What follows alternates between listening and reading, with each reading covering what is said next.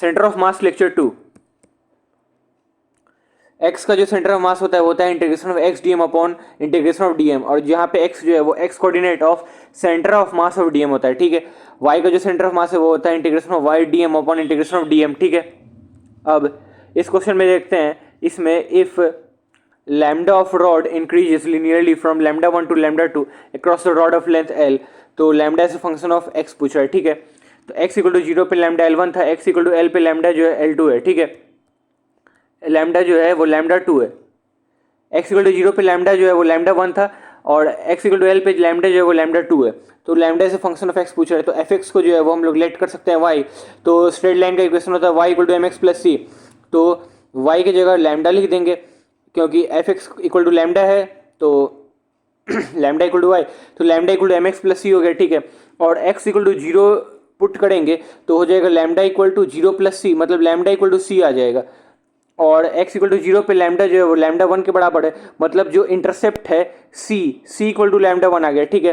अब इसको इस इक्वेशन में पुट करेंगे तो lambda equal to m x plus lambda 1 आ गया, ठीक है। और x इक्वल टू एल पे लैम्डा का वैल्यू लैम्डा 2 है, तो इक्वेशन आ जाएगा lambda 2 equal to m l plus lambda, तो m का वैल्यू आ गया lambda 2 minus lambda 1 upon l, ठीक है।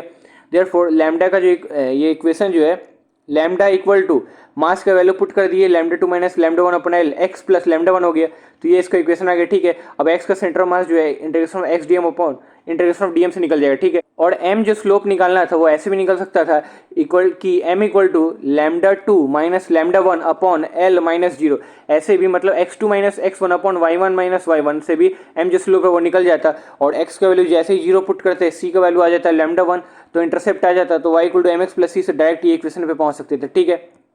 ये क्वेश्चन हो गया। अब सेंटर ऑफ मास जो है वो सिमेट्रिकल कोई फिगर दिया हुआ है, तो जैसे ये रॉड है तो इसका सेंटर ऑफ मास यहाँ होगा, ये स्क्वायर है तो सेंटर ऑफ मास यहाँ होगा, ये 4 रॉड को m मास का l लेंथ ईच का रॉड रखा गया है 4, तो इसका सेंटर मास यहाँ होगा। इस रिंग या डिस्क जो भी है इसका सेंटर मास बीच में होगा, इस रेक्टेंगल का सेंटर मास बीच में होगा, क्योंकि ये सब सिमेट्रिकल फिगर है, ठीक है। अब जैसे इस क्वेश्चन में ये वाला कॉन्सेप्ट लगाना है कि बॉडी हटाना है और उसकी जगह सेंटर मास लगाना है। जैसे ये रॉड है 10 kg मास का 10 मीटर है लेंथ, और ये रॉड है 6 kg मास का, इसका 4 मीटर लेंथ है। ये सर्कल है 20 kg मास का, इसका 6 मीटर रेडियस है, ठीक है। तो अब इस बॉडी को हटा के ये 10 kg मास लिख दिए, और 10/2 0 और 5 इसका लिख दिए कोऑर्डिनेट, ठीक है। ये 6 kg का है, ये 6 kg लिख दिए, और ये 4 मीटर का है तो इसका बीच में सेंटर ऑफ मास लाई करेगा, तो 2 4/2 2 लिख दिए। ये 20 kg का, और ये जो है नीचे की तरफ लाई करेगा माइनस वाई एक्सिस में, तो 0 और -6 लिख दिए, ठीक है।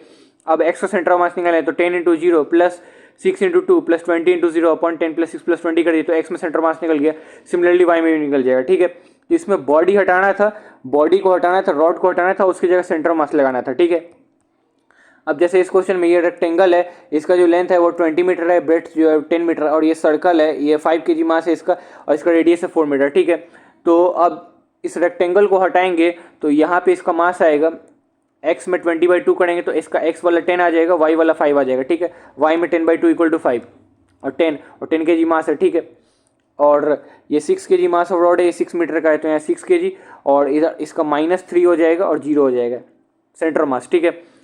5 kg ये सर्कल है, और उसका जो रेडियस है वो 4 है, तो ये लेंथ 4 हो जाएगा, तो 0 और -4 इसका कोऑर्डिनेट आ गया। अब एक्स का सेंटर मास निकालना है, तो 10 into 10 plus 5 into 0 plus 6 into -3 upon 6 plus 10 plus 5 82 upon 22 1 आ गया इसका एक्स का सेंटर मास। वाई का सेंटर मास भी निकल जाएगा, 10/7 आ जाएगा, ठीक है। ये निकल गया। बॉडी हटाना है, बिंदु सेंटर मास बनाना है, ठीक है। अब इस क्वेश्चन में सिमेट्रिकल फिगर ये 2 kg 2 kg 2 kg 2 kg है, तो चारों जगह 2 kg को लोकेट कर दिए, और ये जो सर्कल है ये 10 kg और इसका 10 मीटर है, तो यहाँ पे 10 kg और इसका ओरिजिन पे सेंटर मास इसका ओरिजिन पे होगा। इसमें यही इंपॉर्टेंट पॉइंट है कि सेंटर मास इसका ओरिजिन पे लाई करेगा, ठीक है। अब जैसे इक्विलैटरल ट्रायंगल दिया हुआ है, यहाँ पे 2 kg मास है, यहाँ 10 kg मास है, 4 kg मास है, तो 2 kg 10 kg 4 kg हो गया मास। अब कोऑर्डिनेट और लेंथ देखते हैं, तो इसका कोऑर्डिनेट जो ओरिजिन पे 0 0, तो ये तो 0 0 हो गया। अब यहाँ पे x में इसका इक्विलैटरल ट्रायंगल का लेंथ दिया है 4 मीटर, तो तीनों साइड 4 मीटर होगा, तो ये वाला साइड जो 4 मीटर होगा तो x में 4 बढ़ेगा, और y तो ये 0 ही पे है, तो 4 और 0 इसका कोऑर्डिनेट आ गया। इसमें इंपॉर्टेंट है कि इस वाले पॉइंट का कोऑर्डिनेट निकालना है, ठीक है। तो ये वाला एंगल जो है, क्योंकि इक्विलैटरल ट्रायंगल है तो 60 डिग्री हो गया। अब इसका ये वाला कंपोनेंट निकालेंगे, तो ये जो L लेंथ का है तो इसका ये वाला कंपोनेंट निकालेंगे हॉरिजॉन्टल वाला तो L cos 60 डिग्री आएगा, और वर्टिकल कंपोनेंट निकालेंगे तो L sin 60 डिग्री आएगा, ठीक है। तो ये वाला कंपोनेंट निकालेंगे तो 2√3 आ गया, और ये वाला कंपोनेंट निकालेंगे तो 2 आ गया, तो 2√3 आ गया, ठीक है। अब x का सेंटर ऑफ मास निकालना है तो 2 × 0 plus 2 × 4 plus 10 × 4 upon 2 plus 4 plus 10, तो ये आ गया x में सेंटर मास 3 आ गया, y में सेंटर मास 3/2 आ जाएगा, ठीक है। इसमें यही था कि इस वाले को इसमें और इस कंपोनेंट में तोड़ना था, ब्रेक करना था, ठीक है। अब centre mass of semi circular ring आ गया, तो centre mass of semi circular ring देख लेते हैं। तो इसमें यहाँ पे एक dr ये dr ये मान लेते हैं ये डिस्टेंस को, और ये जो थीटा एंगल है और ये जो स्मॉल एंगल d5 मान लेते हैं, ठीक है। तो ये अगर रेडियस है तो ये हो जाएगा r cos थीटा, ये हो जाएगा r sin थीटा, तो इसका कोऑर्डिनेट हो गया r cos theta r sin theta, ठीक है। और y में इसका, और इसका जो सेंटर मास है x में भी और y में सिमेट्री है, तो इसका x में जो सेंटर मास है वो 0 हो जाएगा, ठीक है, और y में आएगा, जैसे इधर भी है इधर भी है तो ये दोनों तो कैंसिल हो जाएगा, बीच ही में आएगा, y में इसका सेंटर मास वेरी करेगा, जैसे ये दोनों पार्टिकल का भी y में वेरी करेगा, ठीक है। तो अब इसका सेंटर मास निकालना है y में, तो integration of y dm upon integration of dm हो गया, ठीक है। और y dm निकालना है तो y में हो जाएगा इसका वर्टिकल वाला हो गया r sin थीटा, तो r sin थीटा, और यहाँ पे dm equal to lambda into dr होता है, ठीक है। और यहाँ पे theta equal to arc length upon radius, तो d theta equal to dr by radius, तो dr equal to r theta, ठीक है। तो यहाँ पे dm के जगह जो है वो लिख देंगे lambda r d theta, lambda r d theta, ठीक है। और जीरो से लेके पाई तक यहाँ पे लिमिट डाल देंगे, और नीचे आ जाएगा इंटीग्रेशन 0 से पाई लैम्डा r d थीटा, तो इसको सॉल्व करेंगे तो 2r बाई पाई आ जाएगा, ठीक है। तो इसमें कंक्लूजन ये है कि ये याद रखना है कि centre of mass of semi circular ring जो है वो होता है 2r बाई पाई, ठीक है। और सेंटर मास ऑफ जो आर्क है, आर्क का जो है वो होता है, अगर ये फाई एंगल बना रहा है सेंटर पे तो हो जाएगा r sin 5/2 upon 5/2, r sin 5/2 upon 5/2, ये हो जाएगा सेंटर मास ऑफ आर्क, ठीक है। अब जैसे इस क्वेश्चन में ये आर्क जो है सेंटर पे 120 डिग्री बना रहा है, तो यहाँ पे फाई का वैल्यू आ गया 120 डिग्री, तो इसका सेंटर मास जो है नीचे से इतना ऊपर लाई करेगा, r sin 5/2 अपॉन 5/2, तो 120 डिग्री अपॉन 2 बाई ये आ जाएगा, तो इसका 3√3 r अपॉन 2 पाई आ गया। यहाँ पे ये जो सेंटर मास पे ये जो एंगल बना है 90 डिग्री है, तो यहाँ पे फाई का वैल्यू 90 हो गया, तो r sin 90/2 मतलब 45 अपॉन 90/2 मतलब पाई/4 भी इसको लिख सकते हैं, ठीक है। तो आर्क का निकल गया। अब centre mass of semi circular arc disc निकालना है, डिस्क का। तो यहाँ पे डिस्क जो है वो बनता कैसे है, जैसे रॉड को बनाना है तो छोटा छोटा डीएम मास का लेंथ लेंगे उससे बनता है, तो वैसे ही छोटा छोटा ऐसे बहुत सारा रिंग लेंगे तो वो फाइनली जो है वो डिस्क बन जाएगा, ठीक है, डिस्क बन जाएगा। तो फाइनली डिस्क बन गया। इसका जो एलिमेंटल पार्ट है वो एक होगा रिंग dy थिकनेस का। तो इस रिंग का लेंथ निकाल लेंगे, तो जैसे सर्कल का पेरीमीटर होता है 2πr, तो यहाँ पे ये एंगल बना रहा है पाई, और यहाँ पे इसका पेरीमीटर निकालेंगे तो हो जाएगा पाई वाई, और इसका थिकनेस है डी वाई, तो इसका एरिया निकालेंगे लेंथ इंटू ब्रेथ, तो लेंथ इंटू ब्रेथ इसका एरिया निकालेंगे तो डी ए हो जाएगा pi y into d y, ठीक है। और d m equal to sigma into d x होता है, तो similarly d m equal to sigma into d a हो गया। तो अब सिग्मा इक्वल टू होता है मास अपॉन एरिया, तो इस सेमी सर्कल का एरिया हो जाएगा पाई आर स्क्वायर बाई 2, और एक्स में सेंटर मास 0 है क्योंकि सिमेट्री है।